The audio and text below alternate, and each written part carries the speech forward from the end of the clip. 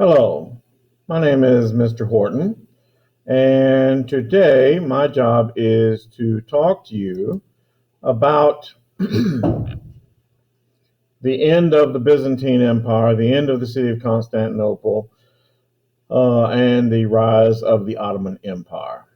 And so, to do that, though, we have to go back a little bit in history, and I promise not to make this too drawn out. But during the years probably 100 BC to about the 5th century, the most dominant power in all of Europe was the Roman Empire. And the Roman Empire, at one point in time, controlled literally what is now the 22 countries that surround the Mediterranean, and including North Africa and much of the Middle East. And it had grown to be quite a large size, but actually began to have lots of problems. And one of the most integral personalities, integral figures in the history of the Roman Empire and also Western civilization is the guy you're looking at right now. His name is Constantine. Constantine the First, Constantine the Great. Constantine is not really mentioned in the same breath as Julius Caesar and Augustus Caesar and Nero and people like that, but his influence on the entire world was tremendous. He did several things. Number one, he is most known, if you have gone to Sunday school, for example, he is most known to be the emperor who purportedly converted to Christianity. The legend story goes that Constantine, a great Roman general, was to confront his rival for the leadership of Rome.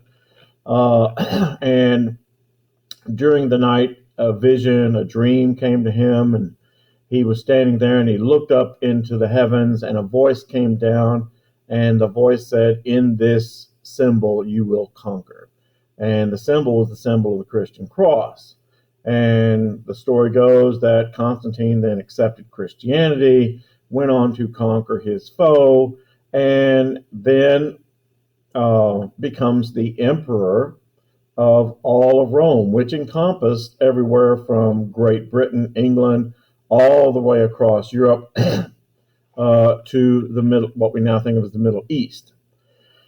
And Constantine then, he does a couple of things that are really worth noting. Number one, Constantine not only accepts Christianity, but he also puts the brakes on persecution of Christians.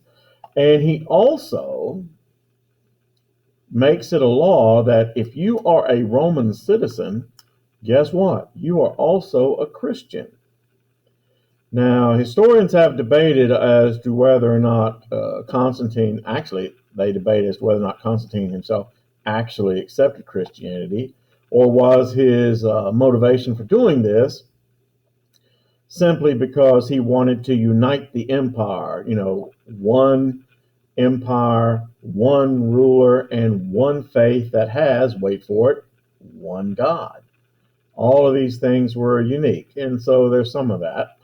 To be real honest, though, probably a lot of you are more familiar with Constantine than you actually thought. It was Constantine who called together the Council of Nicaea in 325 AD, and he told the leaders of the various Christian sects around the Roman Empire, said, "Look, guys, if we're going to have this one religion, it has to be one religion, and we all have to believe the same things."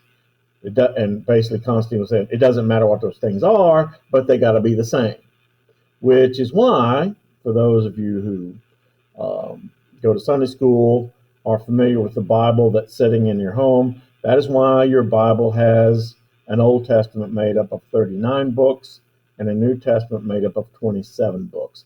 Because at the Council of Nicaea, they agreed on those things. They agreed on several things, which we won't go into right now.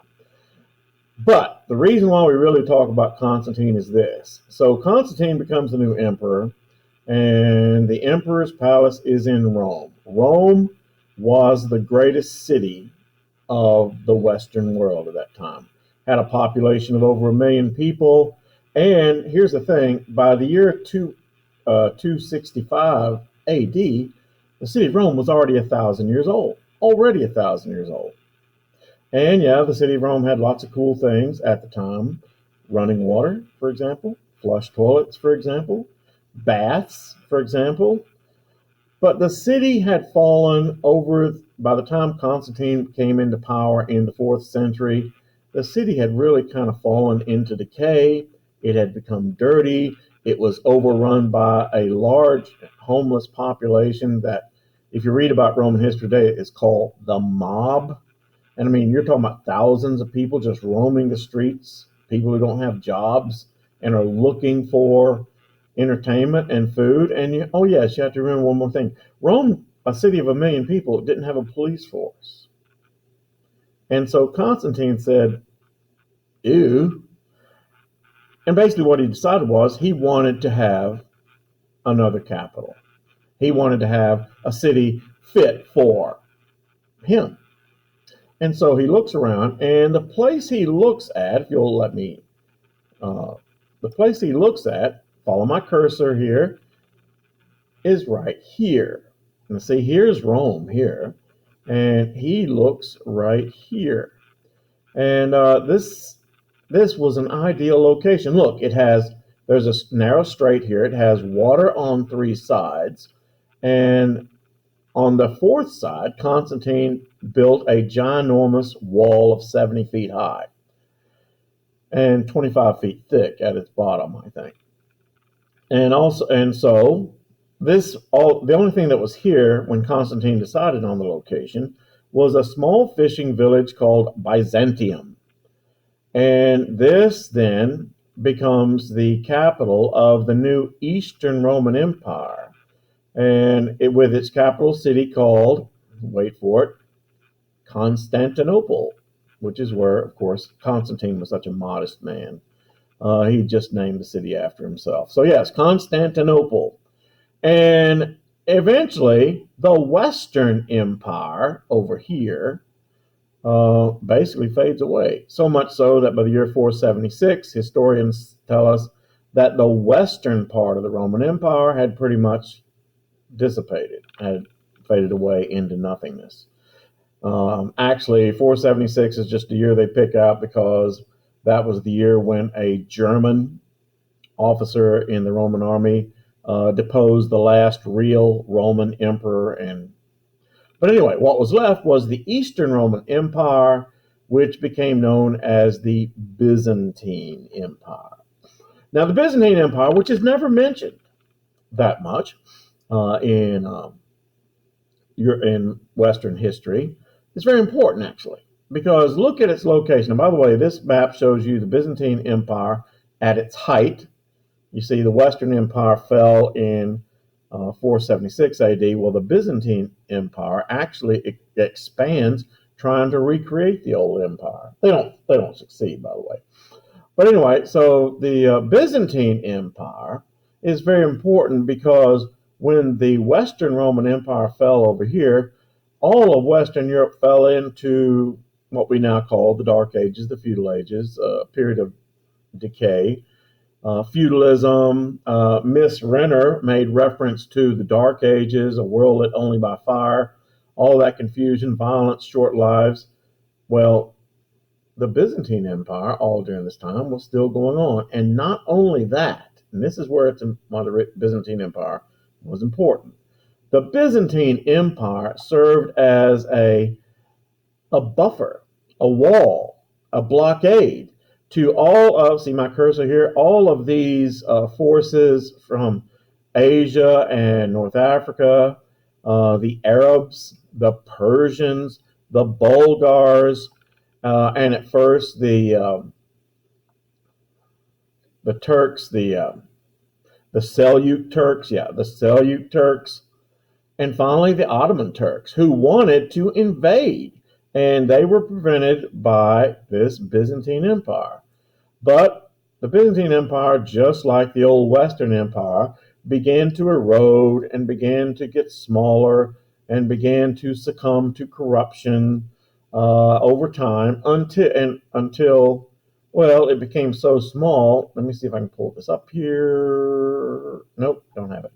It became so small that during the last 100 years of its existence, the Byzantine Empire only was the city of Constantinople. One of the things that greatly precipitated the death of the Byzantine Empire was that in the year 1202, during the Fourth Crusade, an army of Christian knights camped outside the walls of the city of Constantinople, and they asked the emperor of Constantinople, "Hey, we're on our way to the Holy Land. Would you mind if we came into your city and just kind of hung out for a while?" The emperor of the Byzantine Empire was kind of wary about letting a foreign army inside his walls, and he said, "No."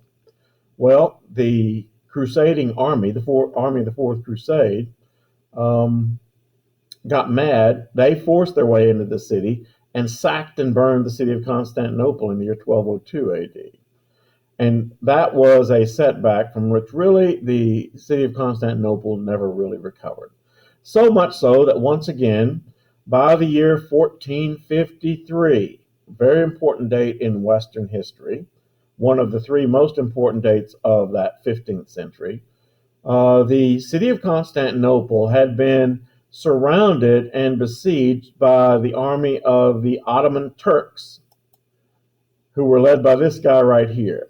His name, first there was the Seljuk Turks. They could not break the city of Constantinople. Then came along the Ottoman Turks, a different branch of Turks. And like I said, they were led by this guy. His name, Mehmet Osman, which is where you get the word Ottoman, Mehmet Osman II. By the way, I don't suppose anyone in here might be familiar that name Mehmet Osman, because this guy is a direct ancestor of none other than, wait for it, Dr. Oz. Yes, Dr. Oz, that guy that comes on TV, has his own TV talk show. He's Turkish, and he talks on television how he is a direct descendant of this guy, the conqueror of Constantinople. And so what Mehmet Osman II, Mehmet the Conqueror, he was also called. What he did to break the defenses of the city of Constantinople, he actually, let me go back to that map.